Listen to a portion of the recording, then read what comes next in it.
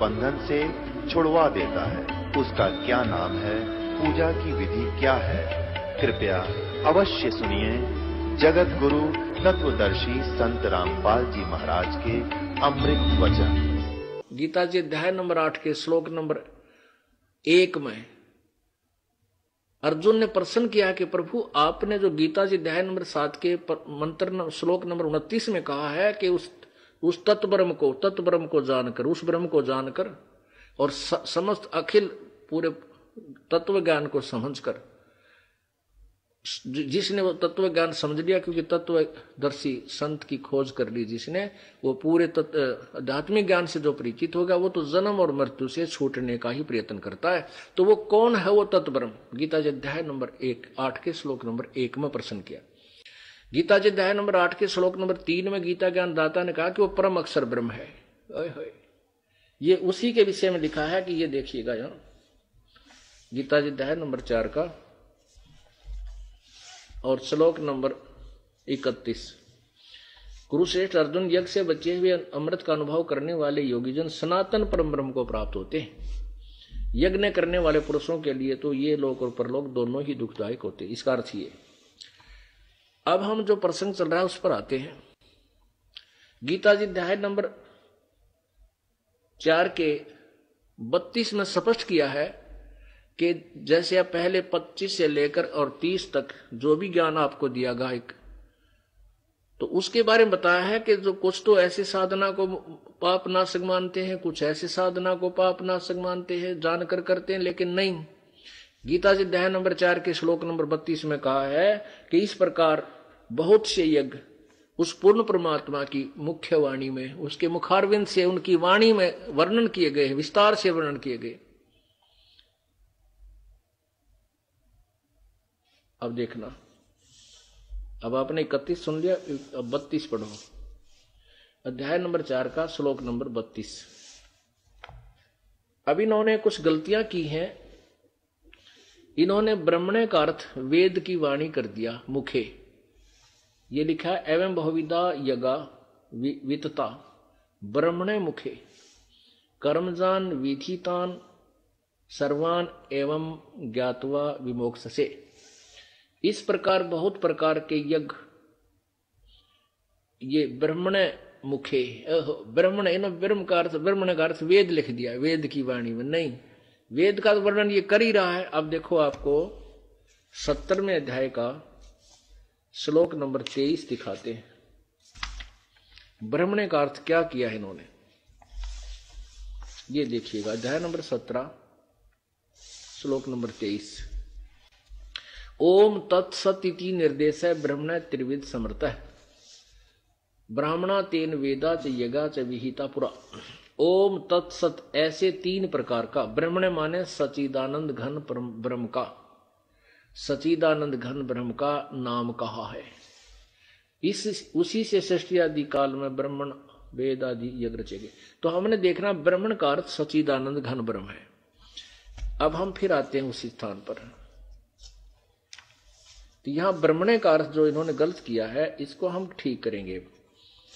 अध्याय नंबर 4 के 32 में इस प्रकार बहुत तरह के यज्ञ वेद की वाणी नहीं, ब्रह्मण यानी सचिदानंद घन यानी पूर्ण परमात्मा के मुख्य माने उनके मुख्य ज्ञान में, उन्हीं के मुखारविंद से उच्चारित है वो वाणी, वो पूर्ण परमात्मा की वाणी में विस्तार से कहे गए हैं। उन सब को तू कर्म, इंद्रिय और शारीरिक क्रियाओं द्वारा संपन्न होने वाले जान। उन कर्मों को आपने करना पड़ेगा, यानी ये साधना करनी पड़ेगी, भक्ति जैसे दान धर्म, इस प्रकार तत्व से जानकर तू उनके अनुष्ठान द्वारा तू कर्म बंधन से सर्वथा मुक्त हो जाएगा।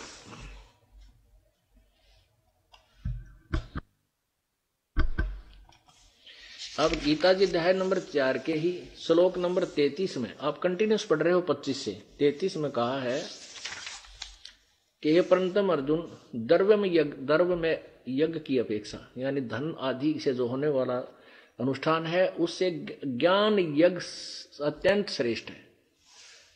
यौन मात्र संपूर्ण कर्म ज्ञान में समाप्त हो जाते हैं। अब इसका भावार्थ सुनो कि अर्जुन, जैसे तू वैसे ही जो कोई किसी साधना को करते हैं, कोई धन से होने वाले, क्योंकि जैसे भंडारा है, हवन है, ये धन से होते हैं, द्रव्य से होते हैं।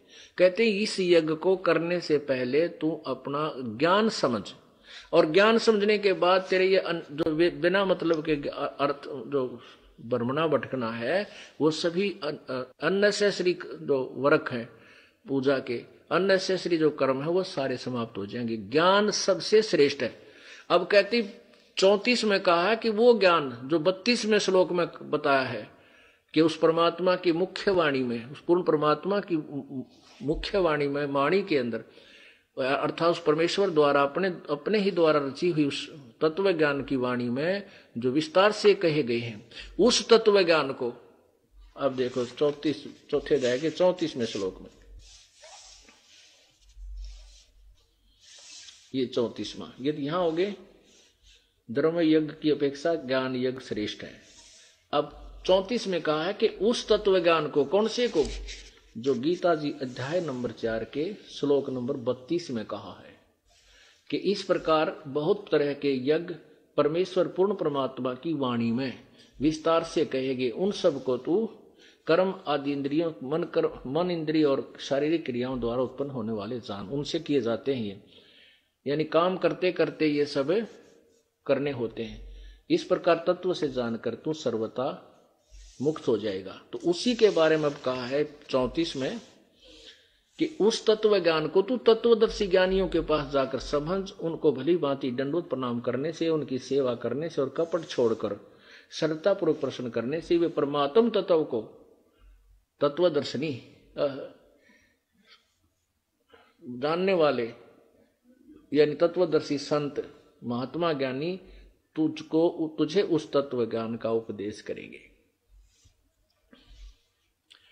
अब आपको हम कहां लाना चाहते थे, तत्वदर्शी संत कैसा होता है। अब गीता जी अध्याय नंबर 15 के प्रथम मंत्र में कहा है कि वो तत्वदर्शी संत की पहचान बताई, जैसा कि आपको अभी बताया।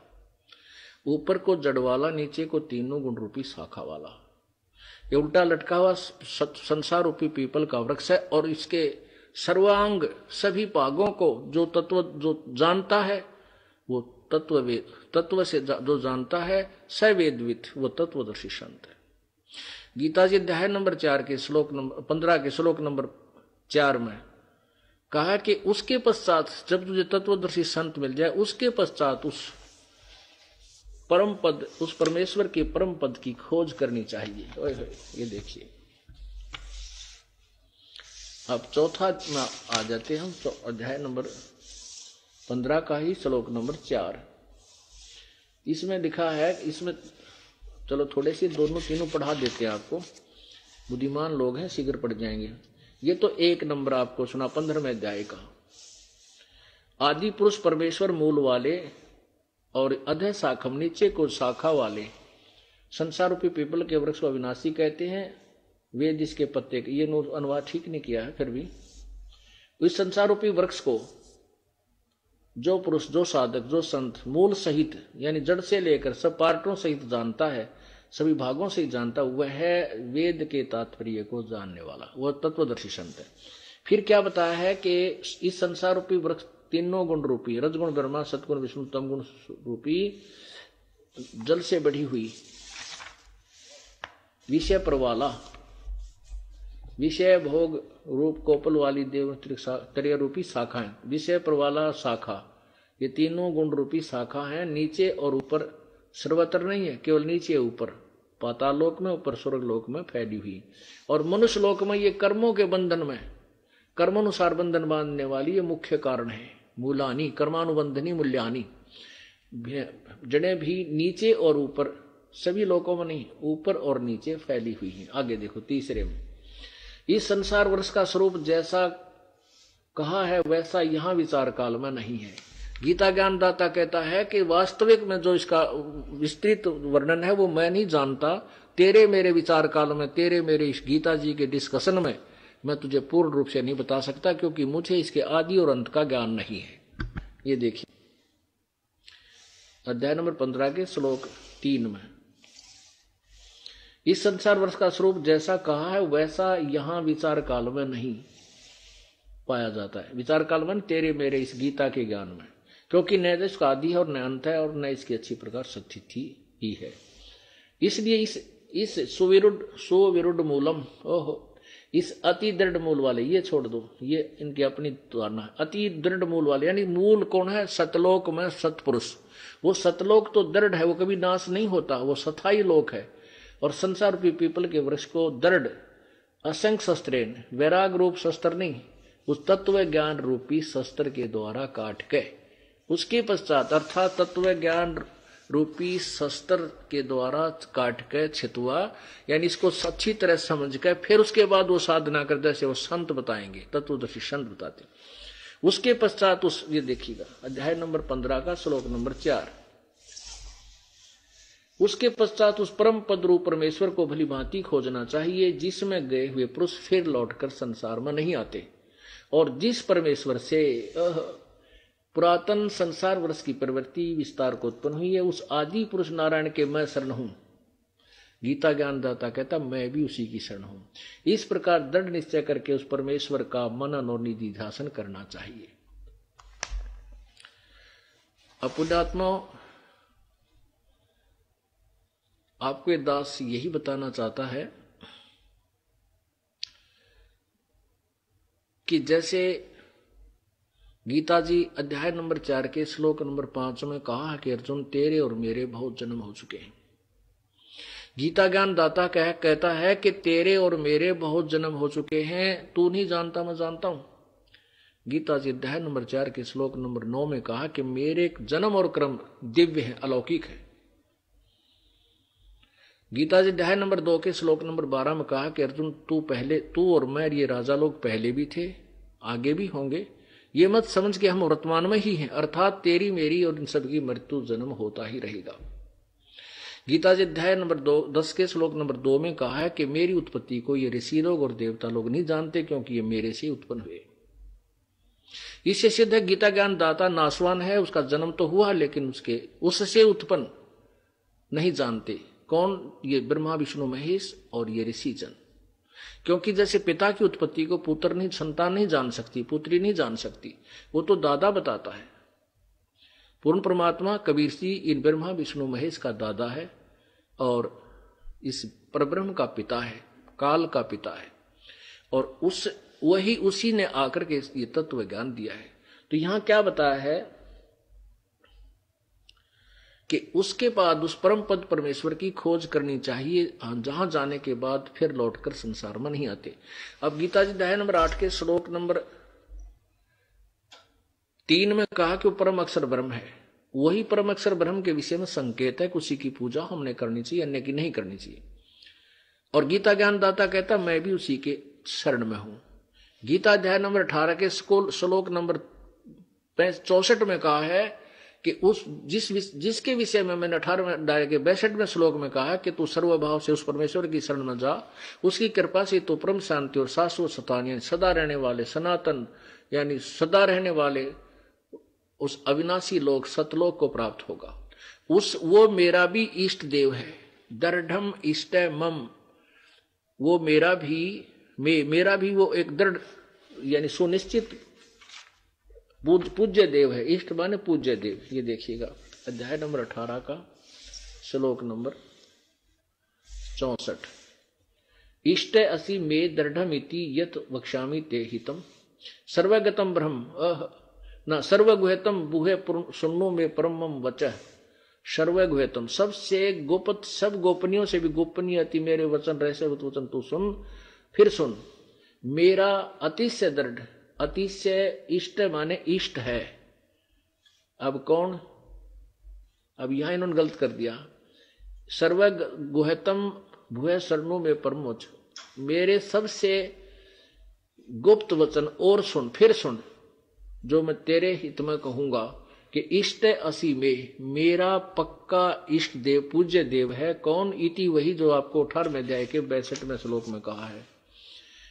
हे भारत, तू सर्व प्रकार से उस परमेश्वर की शरण में जा, उस परमात्मा की कृपा से ही तू परम शांति और सनातन परम धाम को प्राप्त होगा।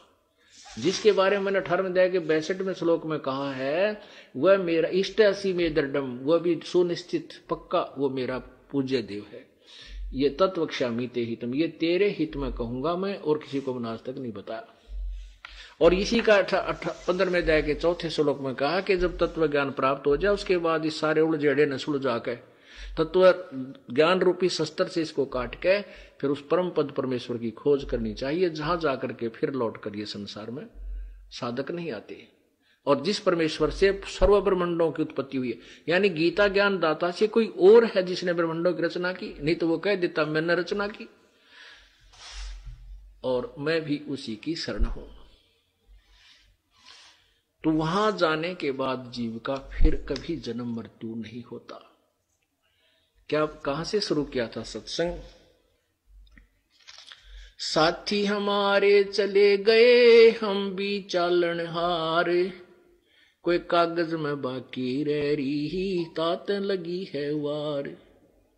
आगे गए ना बावड़े रहते भी सब जाए, बिन साहेब की बंदगी कहीं ठोर ठिकाना नाए। जो पहले चले गए हम उनको स्वर्गवासी कह देते हैं, चाहे वो कितना गया हो। हमने ये सोच रखा है स्वर्गवास हो गया। स्वर्गवास इतना सिंपल नहीं है जितना कह देना। स्वर्ग की प्राप्ति भी बहुत ही विधि से होगी, लेकिन हमने वो स्वर्ग भी नहीं चाहिए, हमने तो उस सतलोक में जाना है, जहां जाने के बाद फिर दोबारा यहां नहीं आना पड़ेगा। वहां जाने के बाद फिर हम पूर्ण रूप से स्थायी हो जाएंगे, फिर जन्म मृत्यु नहीं होगी, फिर हमें वो स्थायी स्थान मिल जाएगा। अन्यथा उस साहेब की बंदगी बिन, उस साहेब की भक्ति बिना कितने ठोर ठिकाना ना। हमने वो पवित्र, वो यथार्थ स्थान प्राप्त करना है, वो स्थायी स्थान हमने ग्रहण करना है, जहां जाने के बाद हमारा फिर कभी मोक्ष, कभी हमारा जन्म मरण नहीं होगा, अर्थात हमें पूर्ण मोक्ष प्राप्त होगा। उसके बारे में क्या कहा है? क्यों बोली घर अपना, ये ना देश तुम्हारे, फिर पीछे पछतावगी, कर ले सोच विचार। क्यों भूली घर अपना, ये ना देश तुम्हारे, फिर पाछे पछतावगी, कर ले सोच विचार। बिन सतगुरु पावे नहीं, घर अपने की राह, संतों शरण लाग कर, सुरत शब्द समा। शंख असंख्यों कोस है, तेरे पिया का देश, एक पलक में पाइयो, ले सतगुरु उपदेश। सोन सलहली गैल है, गगन मंडल के माही, बिना प्रेम पावे नहीं, चाहे करोड़ समाधि लाई। नितानंद लोला के चढ़ो महल मंजारे, बहोर न भव जल आइयो, ये सपना संसारे। होले सुहागण सुरता त्यारे, मालिक घर जाना है तू तो। होले सुहागण सुरता त्यारे, मालिक घर जाना है तू तो। तेरा सोन शेखर बरतार, मालिक घर, हे तेरा सोन शेखर घर बार, मालिक घर। नाले धोले ओढ़ पैर लेकर 16 श्रृंगार, नाले धोले ओढ़ पैर ले कर 16 श्रृंगार। आज नहीं तय तड़के परसों आवेंगे तेरे लनियार मालिक घर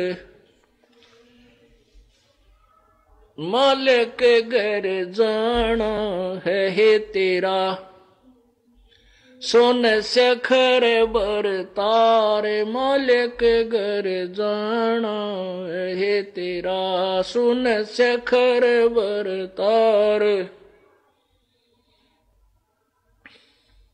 तेरे साथ की ये कितनी जाली तू क्यों लारी वार तेरे साथ की ये कितनी जाली तू क्यों लारी वार गुड़िया खेलत जन्म गवाया लाया है नहीं बेचारे मालिक घर जाना है तू तो होले सुहागन सुरता त्यार है तेरा सोन से खर बरतार मालिक घर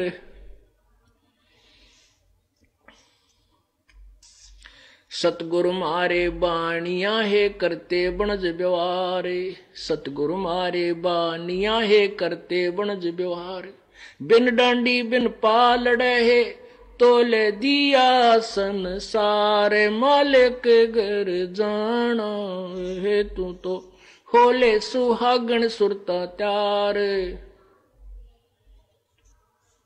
है तेरा सोन शिखर बरतार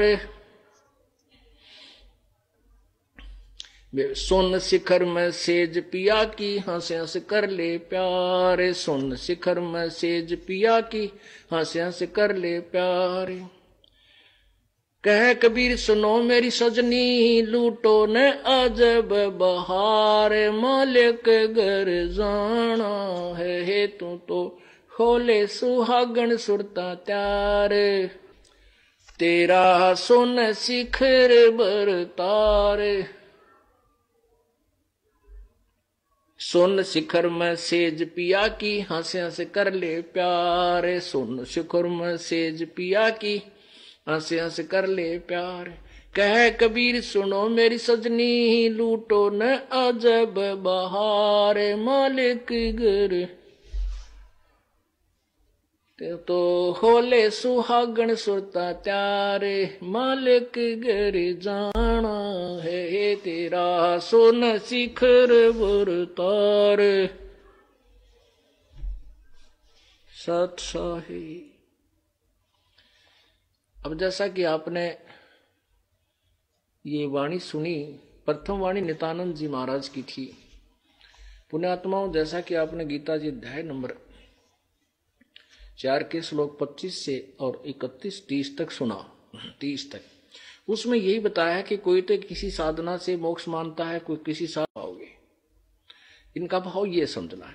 हमने सतलोक जाना है तो भी यही विधि अपनानी है। जैसा क्या बताया है, क्यों भूली घर आपनाइयो ना देश तुम्हारे, फिर पाछे आत्मा को कहा जा रहा है, फिर पीछे पछतावेगी, तू कर ले सोच विचार। और बिन सतगुरु पावे नहीं। अब चाहे आप किसी भी संत इष्ट, किसी भी इष्ट की पूजा करते हो, गुरु प्रथम बनाना पड़ेगा। कहते राम कृष्ण से कौन बड़ो, उन्हें भी गुरु की ने, 3 लोक के वेदनी भाई गुरु आगे अधीन। रामकृष्ण से तो तुम किसी को बड़ा नहीं मानते, परमात्मा कबीर जी बताते हैं। और उन्होंने भी गुरु बनाए। जैसे रामचंद्र जी ने वशिष्ठ मुनि को से उपदेश लिया, श्री कृष्ण जी ने दुर्वासा जी से आध्यात्मिक शिक्षा ग्रहण की, दीक्षा, और संदीप ने उनके अक्षर ज्ञान जैसे टीचर होया करें, ऐसे गुरु थे। तो कहते हैं रामकृष्ण से तो तुम बड़े नहीं हो, रामकृष्ण के पुजारी हो, तुम फिर भी अपने डले ढोरे अपनी मर्जी से साधनाएं कर रहे हो। प्रथम गुरु बनाइए। रामकृष्ण से कौन बड़ा, उन्होंने भी गुरु कीन, और 3 लोक के वेदनी गुरु आगाधीन। वो 3 लोक के स्वामी भी गुरु मर्यादा में ही रह करके यहां से पार हो सके, यानी जा सके अपने स्वलोक को। फिर क्या बताते हैं, बिन सतगुर पावे नहीं घर अपने की रहा, और संतों शरण लाग के तो सुरत शब्द समा। परम संत के पास जाइए, तत्वदर्शी संत के पास जाइए, फिर वो जो मंत्र दे तो उस मंत्र का रगड़ा लगा दे। सुरत शब्द का यही अर्थ होता है, ये सुरत शब्द पता नहीं किए बना रखे दूसरे पंथा वाला ने अड़ंगा क्योंकि बस अगर धुन आ रही और धुन पर सुरत लगा लो, नहीं। शब्द का अर्थ मंत्र भी होता है, नाम भी है। सार नाम, सार शब्द, सार नाम, सत नाम, सत शब्द भी इसको कहते हैं। तो ऐसे शब्द माने नाम, जो गुरुजी आपको मंत्र दे उसका सुरत नृत्य से उसका जाप अभ्यास करना होता है।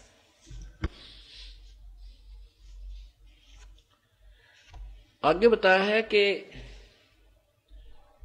इसने तो लिखा शंख शंखों को से तेरे पति का पिया का देश, क्योंकि इनको ज्ञान तो था ही नहीं। नित्यानंद जी को भी ये भी ऐसे भोली आत्मा जिसे गुरु का फंस गए अपना लगे रहे। परमात्मा लिखा है 16 शंख पर हमरा तकिया गगन मंडल के जिंदा, हुक्म हिसाबी हम चल आए काटन यम का फंदा। 16 शंख कोश पर हमारा स्थान है, यह यथार्थ स्थान है।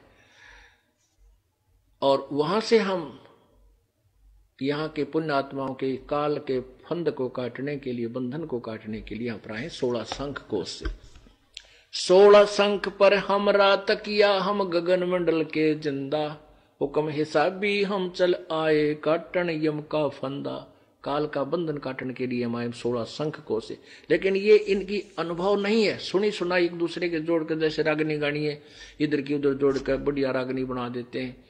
लेकिन नित्यानंद जी ने कहा शंख शंखों को से नहीं, परमात्मा ने गिण के दे रखे हैं 16 शंख कोश पे हमरा तकिया हमारा स्थान है।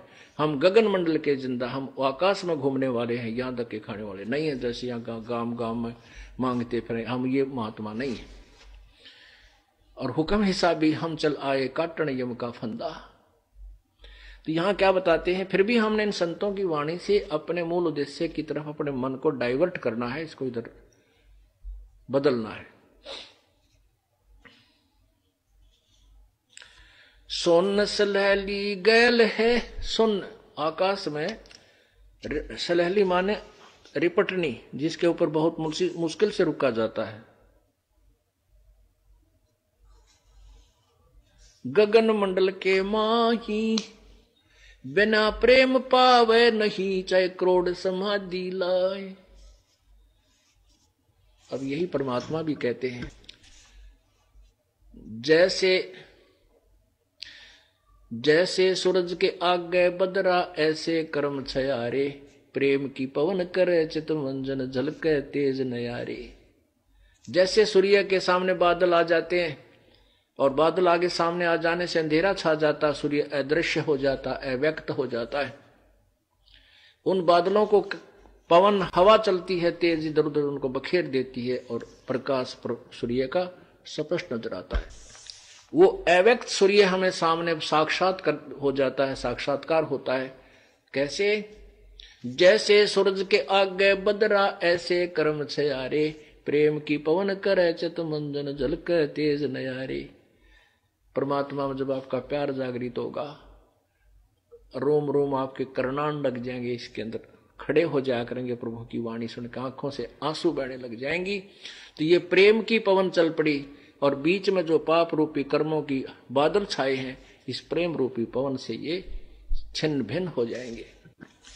जैसे सूरज के आगे बदरा ऐसे कर्म छयारे, प्रेम की पवन करे चित मंदन झलके तेज नयारे। ऐसा ही यहां बताया जा रहा है कि बिना प्रेम पावे नीचे करोड़ समाधि ला।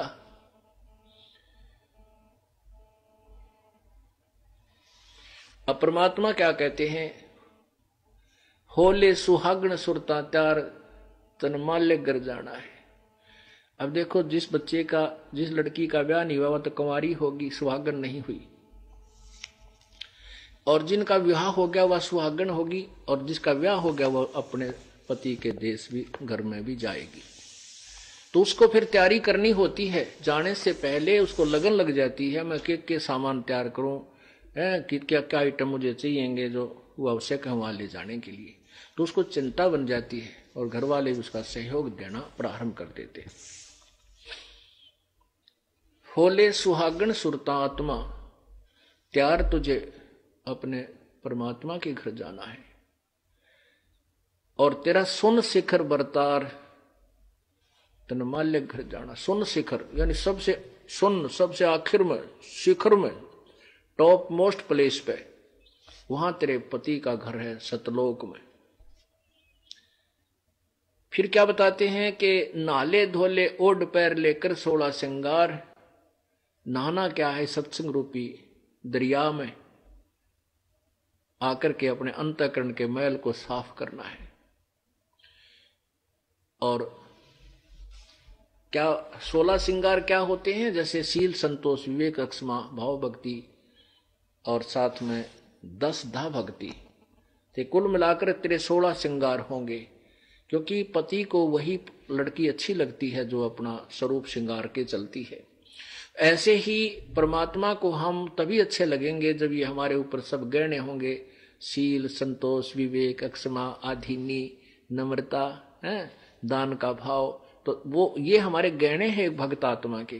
तो ये आभूषण हमने पहन रखे हैं या डाल रखे हैं, ग्रहण कर रखे हैं, तो परमात्मा ने हम अच्छी, हम प्यारी आत्मा लगेंगी।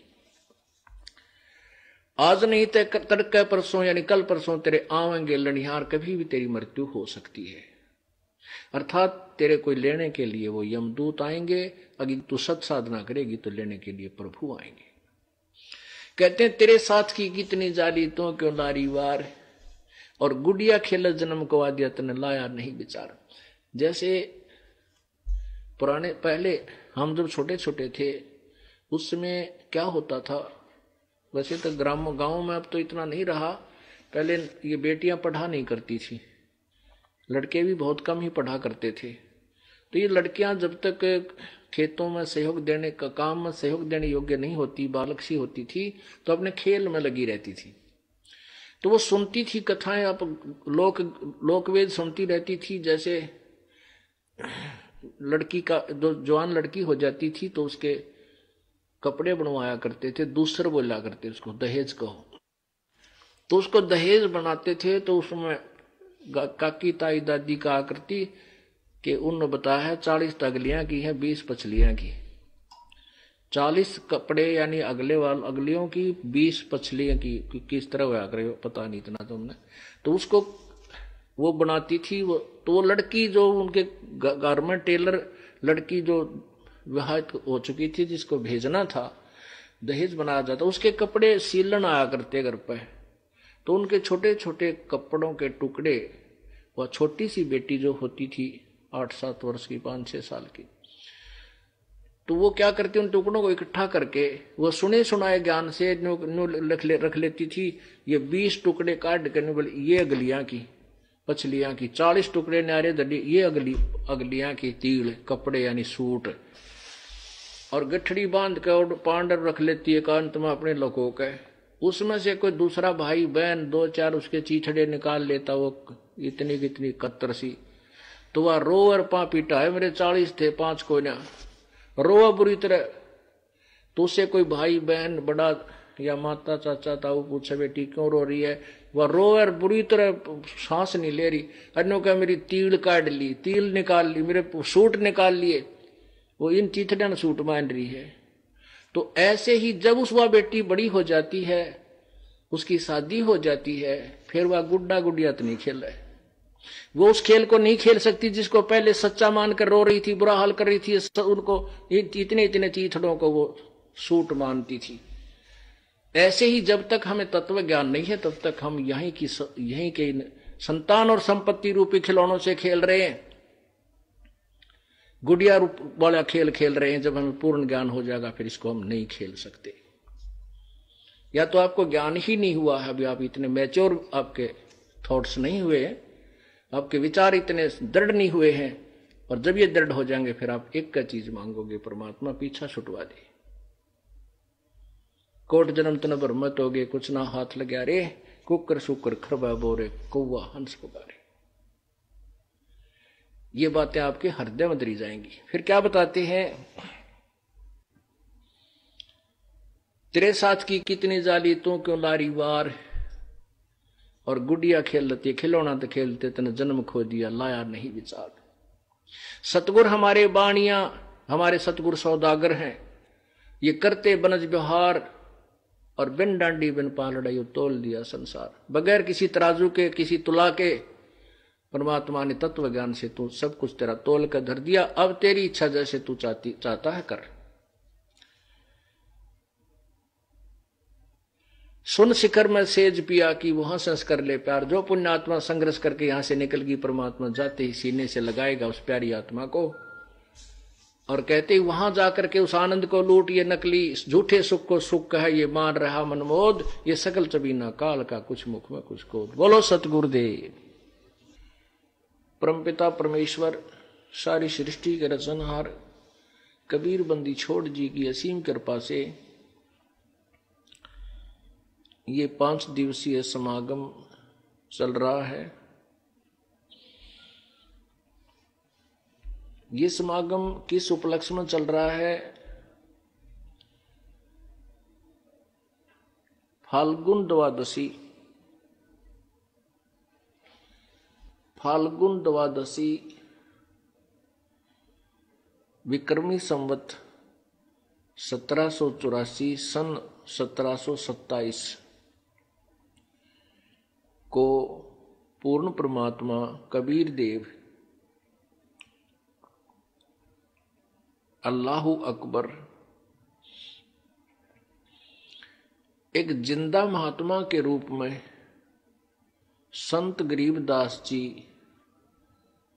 10 वर्षीय बालक संत गरीबदास जी को गांव छुड़ानी जिला झज्जर हरियाणा प्रांत के अंदर खेतों में जंगल में सशरीर आकर के मिले थे।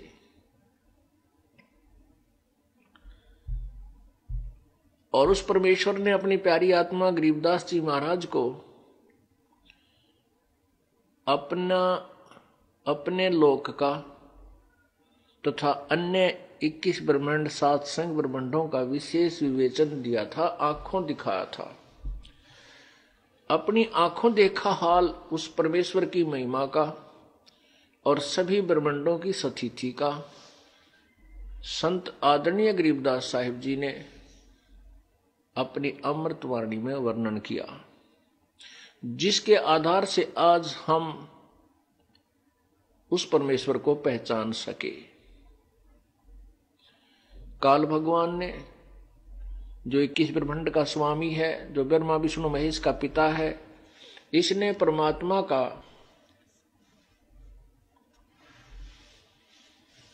अस्तित्व बिल्कुल समाप्त कर रखा था, यथार्थ भक्ति मार्ग को नष्ट कर रखा था। स्वयं परमेश्वर आते हैं, इस तत्व ज्ञान को आप ही प्रचार करते हैं। अपने द्वारा रची हुई सृष्टि को खुद ही बता सकता है, अन्य केवल अटकल लगा सकते हैं। वो अटकलें पहले लगाई जा चुकी थी, जैसे पुराणों में जिन्होंने वेदों को ढंग से नहीं समझा, पुराणों में अपनी दंत कथाएं कहीं कहीं की ईंट कहीं का रोड़ा लगा रखा था। ऐसे ही अन्य पंथों वालों ने भी अपनी अपनी अटकल से सृष्टि रचना के विषय में जानकारी दी हुई थी, जो बिल्कुल अपूर्ण थी, व्यर्थ थी। परमेश्वर ने स्वयं आकर के अपनी महिमा को आप ही उजागर किया। वो परमात्मा स्वयं आते हैं या अपनी किसी प्यारी आत्मा को अपनी शक्ति से उसको तत्व ज्ञान प्रदान कर देते हैं, जिसके आधार से फिर वो प्यारी आत्मा परमेश्वर की रजा से ही उसकी महिमा का गुणगान कर सकती है और करती है। और उसके कारण फिर बहुत सी पुण्यात्माएं परमात्मा को पहचान जाती हैं, अपना कल्याण करा देती हैं। जैसा कि आपको बताया था कि गरीबदास साहिब जी के आत्मा को शरीर से निकाल कर परमेश्वर सतलोक लेकर गए थे सन 1727 में। और उस समय उनको ऊपर की सब महिमा, सब लोकों का विवरण अपनी आंखों गरीबदास साहिब जी को अपनी आंखों से दिखाया था, फिर वापस उनको शरीर में छोड़ दिया था। फिर गरीबदास साहिब जी ने अपनी महिमा का, परमेश्वर की महिमा का एक कलम तोड़ विवेचन दिया है।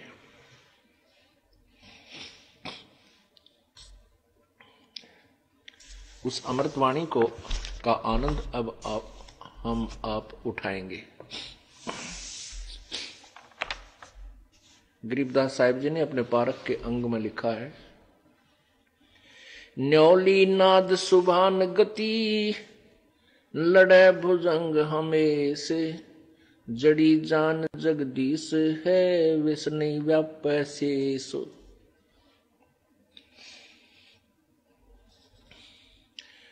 हंस गवन करते नहीं, मान सरोवर छाड़, कौवा उड़ उड़ जाते हैं, खाते मांसाहार। हंस दशा तो साधु है, सरोवर है सत्संग, मुक्ता हलबानी चोगे, चढ़त नवेला रंग। दरस परस नहीं अंतरा, रोमी वस्त्र बीच, पारस लोहा एक डग, पलटत नहीं अबीच। चार मुक्ति बैकुंठ बट, सप्तपुरी सैलान, आगे धाम कबीर का, हंस न पावे जान। मौन रहे मग्नालय है, मार्ग बंकी बाट, सुन शिखर गढ़ सोरंग है, कर सतगुर से साट। ग्रिपल से तीपल ना मेले, भौ मिले नहीं भौ, बिष्ट किया महबूब का, परमेश्वर की सौ। ग्रीब तुम बाजल में बैचला, बाहर भीतर नीर, पानी से पाला भया, एक सिंध है नीर। रिंचक नाम निनावे है, सुरच नृत्य के मध्य, हद्दी भूले हद में, बेहद्दी बेहद। लोर लहर उठे सदा, कारी घटा सुफेद, ब्रह्मा अक्षर क्या लिखे, भीगे चारों वेद। काया काशी मन मगहर, दोहों के मध्य कबीर, काशी तज मगहर गया, पाया नहीं शरीर। काया काशी मन मगहर, अरस कुरस बीच मुकाम, जहां जुलाहे घर किया, आद अंत विश्राम। ग्रीव सवेत वर्ण शुभ रंग है, नगरी अकल अमान, तन मन की तो गम नहीं, निज मन का स्थान। निज मन ऊपर ब्रह्म पद, राग रूप रघुबीर, दूजे की तो गम नहीं, तावा मैल कबीर।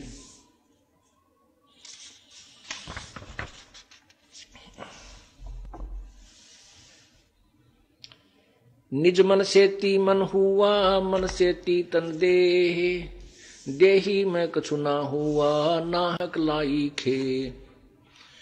गरीब बेरा साटे बेचिया, बैरागर सुल्तान, मालन को जाना नहीं, बेबुद खेचा तान।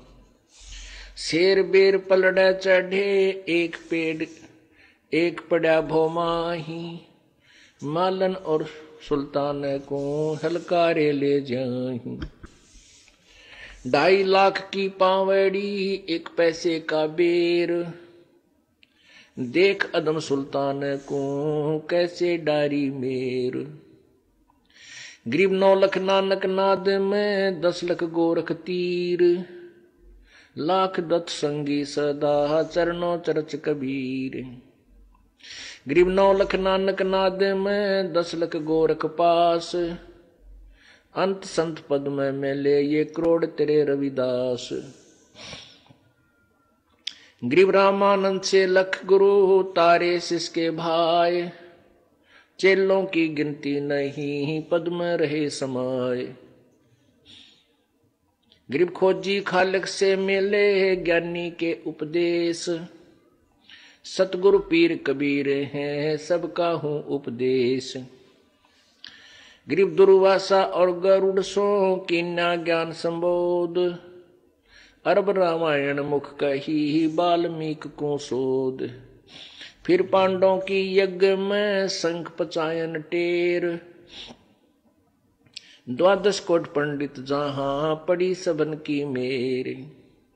ग्रीव करी कृष्ण भगवान को चरणामृत सो प्रीत, शंख पचायन जब बजा लिया द्रौपदी सीत। ग्रीव द्वादश कोट पंडित जहां ब्रह्मा विष्णु महेश, चरण लिए जगदीश को जिसको रटता शेष। ग्रीव वाल्मीकि के बाल समय नाही तीनों लोक, सुरनन मुनिजन कृष्ण सोदे पांडव पाई पोख। ग्रीव 100 करोड़ बानी कही पहले चोले चाव, दूजे चोले कृष्ण को लिए साध के पांव।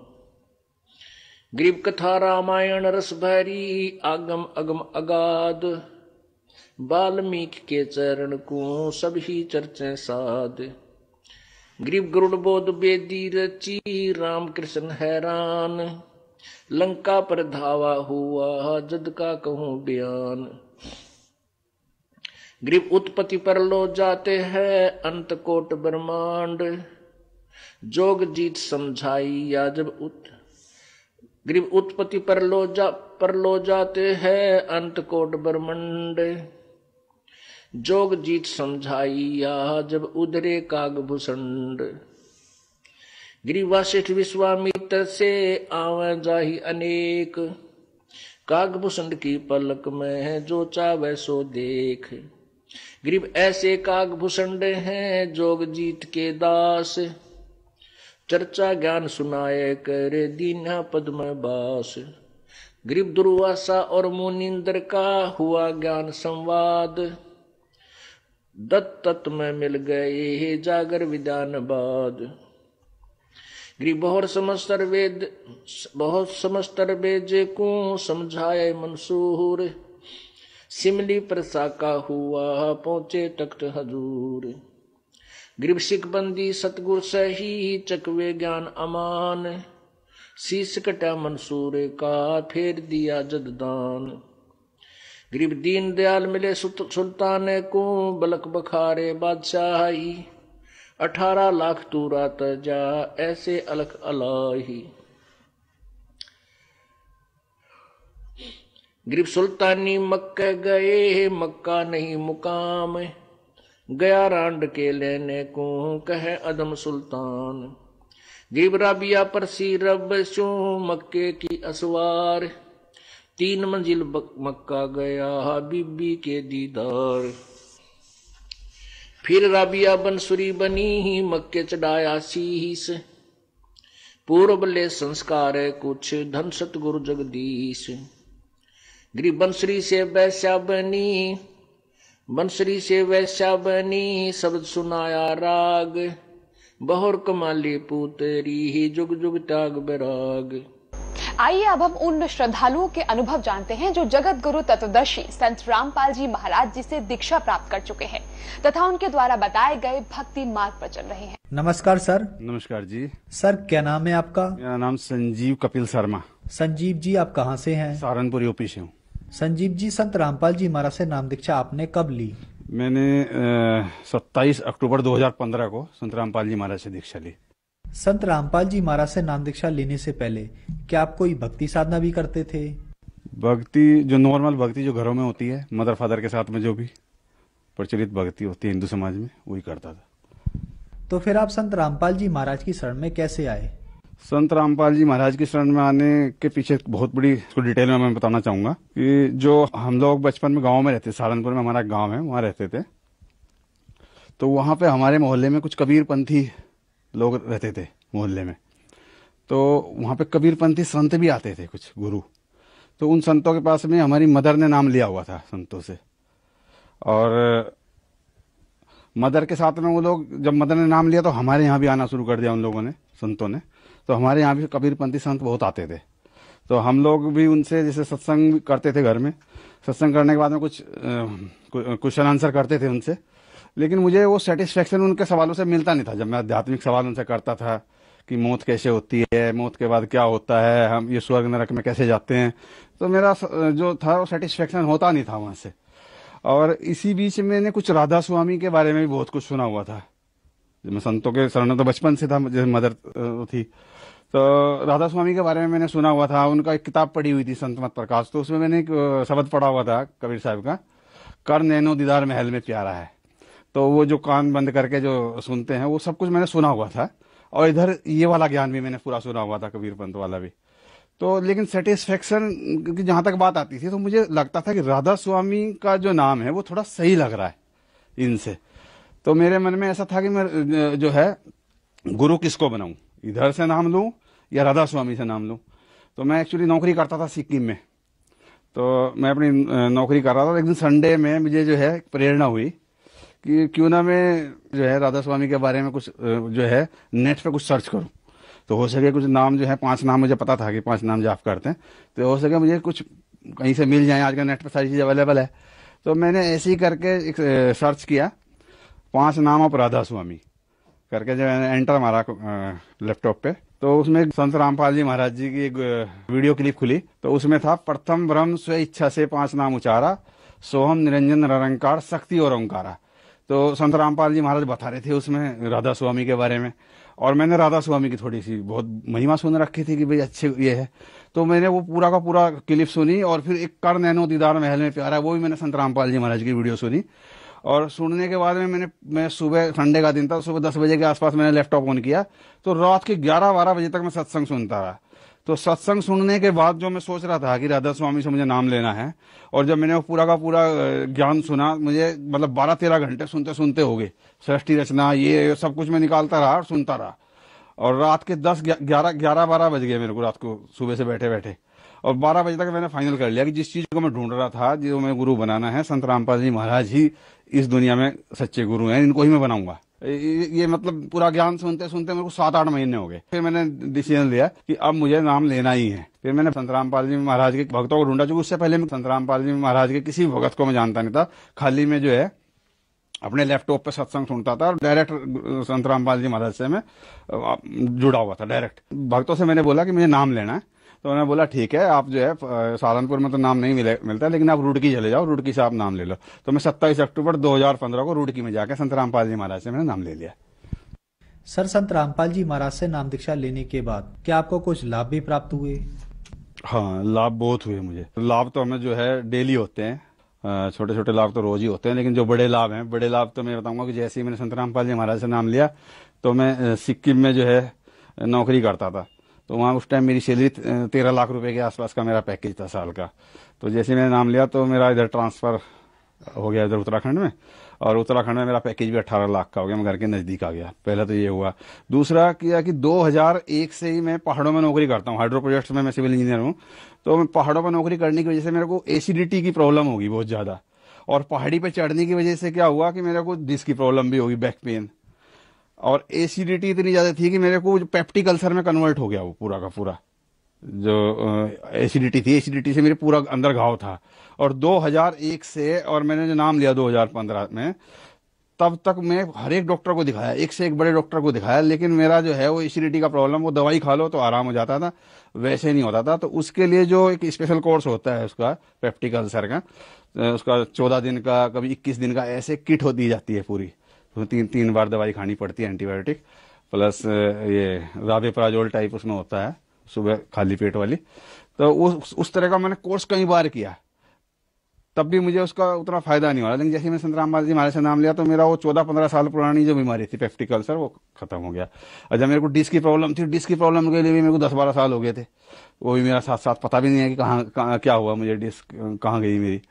ठीक है, तो ऐसी छोटी छोटी बहुत सारी बीमारी थी। थायराइड का मेरा प्रॉब्लम था, गले में मेरी थायराइड थी, वो थायराइड की प्रॉब्लम में संत रामपाल जी महाराज नाम लेने से मेरी खत्म हो गई। और उसके बाद में मैंने अपनी मदर को नाम दिलवाया सबसे पहले। मेरी वाइफ वगैरह, बच्चा वगैरह तो 1 साल के बाद जुड़ा, लेकिन मदर को मैंने सबसे पहले नाम दिलवाया। मैंने कहा आप गलत जगह लगे हो, आप ये वहाँ पे कुछ है नहीं, मतलब भक्ति उतनी अच्छी नहीं है, आप यहाँ ये ज्ञान है इसको सुनो और यहाँ लगो। तो मदर और मैंने नाम लिया पहले, उसके बाद हमारी भक्ति देख देख के फिर बच्चे ने नाम लिया, फिर मेरी वाइफ ने भी नाम ले लिया। अच्छा, मेरी मदर को एक प्रॉब्लम थी, उसको रेनी सीजन में सांस की बहुत भयंकर प्रॉब्लम थी मेरी मदर को। उसको इनहेलर लेने पड़ते थे, उसको सांस नहीं आता था, बिल्कुल सांस बंद हो जाता था उसको। रेनी सीजन में उसको बड़ी जबरदस्त एलर्जी थी, और कम से कम 15 साल से तो हम लोग देख रहे थे उसको, 15-20 साल से। तो वो जैसे उसने नाम लिया, उसको कभी वो इनहेलर उसके ऐसी कैसी रखे, दवाई उसकी ऐसी कैसी रखी है, उसने दवाई को टच भी नहीं किया कभी। गुरुजी से नाम लिया, संत रामपाल जी महाराज की कृपा से उसकी वो जो है बीमारी परमानेंट खत्म होगी।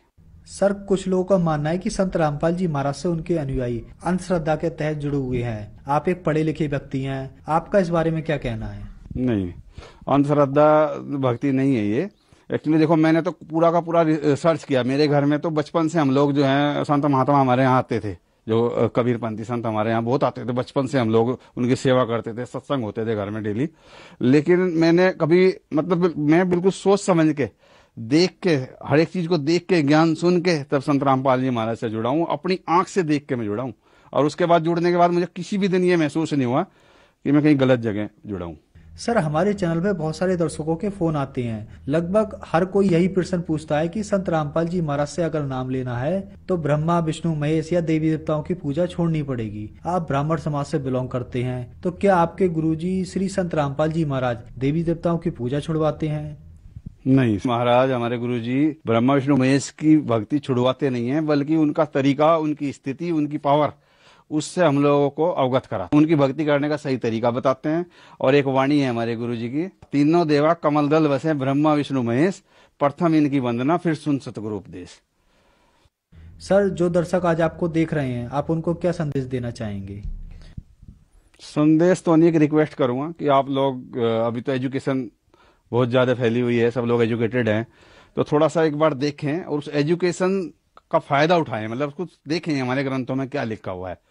जो हमारे चारों ग्रंथ हैं, 18 पुराण हैं, तो हर एक धर्म के जो ग्रंथ हैं इनको एक बार पढ़ें, देखें कि उसमें लिखा क्या है। और मतलब जो प्रचलित साधनाएं, जैसे हिंदू धर्म में पंडित बताते हैं और मुसलमान धर्म में काजी बताते हैं, तो उनकी बात ना सुनकर खुद पढ़ें, और जो संत रामपाल जी महाराज दिखा रहे हैं उसको देखें कि ये सही कह रहे हैं, गलत कह रहे हैं, और फिर अपने विवेक से फैसला करें। सर, संत रामपाल जी महाराज से नाम दीक्षा कैसे ली जा सकती है? संत रामपाल जी महाराज के बहुत सारे चैनलों पर सत्संग आते हैं, तो नीचे उनका नंबर डिस्प्ले होता रहता है आश्रम का, तो वहां पे फोन करके और अपने नजदीकी सेंटर का पता कर सकते हैं, वहां फोन करके अपने जिले का, तो वहां पे जाके फिर नाम दीक्षा ले सकते हैं। धन्यवाद सर।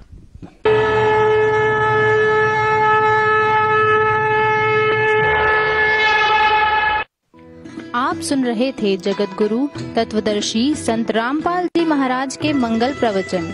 अधिक जानकारी के लिए संपर्क करें।